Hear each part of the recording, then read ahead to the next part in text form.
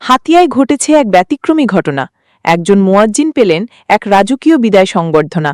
যেখানে সরকারি চাকরিজীবীরা পান বরণ, বিদায় ও উপহার, সেখানে মসজিদের মুয়াজ্জিনরাও যে পারেন এমন ভালোবাসা পেতে, তার উদাহরণ হয়ে রইলেন মোহাম্মদ আব্দুল মালেক হুজুর। হাতিয়া থেকে সাব্বির ইবনে সিদ্দিকের পাঠানো তথ্য, ভিডিও চিত্রে দেখুন বিস্তারিত। ৩২ বছর একটানা ৩ যুগ তিনি খেদমত করেছেন হাতিয়ার জাহাজমারা ইউনিয়নের ইউনুস মিয়া জামে মসজিদে। বয়স ও শরীরের কারণে এবার বিদায় নিলেন মসজিদের কাজ থেকে। ২৫ জুলাই শুক্রবার জুমার নামাজ শেষে তাকে দেওয়া হয় এক আবেগঘন বিদায় সংবর্ধনা। উপস্থিত ছিলেন মসজিদ কমিটি, স্থানীয় মুসল্লি ও অন্যান্য মসজিদের ইমাম মুয়াজ্জিনরা। তাকে দেওয়া হয় নগদ অর্থ ও প্রয়োজনীয় উপহার। এরপর ফুলে সাজানো একটি মাইক্রোবাসে করে তাকে ঘুরানো হয় পুরো গ্রাম।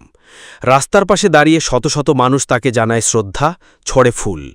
ভালোবাসায় কেঁদে ফেলেন আব্দুল মালেক হুজুর। অনুষ্ঠানে বক্তারা বলেন, সরকারি প্রতিষ্ঠানগুলো বিদায় সংবর্ধনা দেয়, কিন্তু মসজিদের মুয়াজ্জিনদের তেমন সম্মান দেখা যায় না। এই উদ্যোগ নিশ্চয়ই দৃষ্টান্ত হয়ে থাকবে অন্যদের জন্য।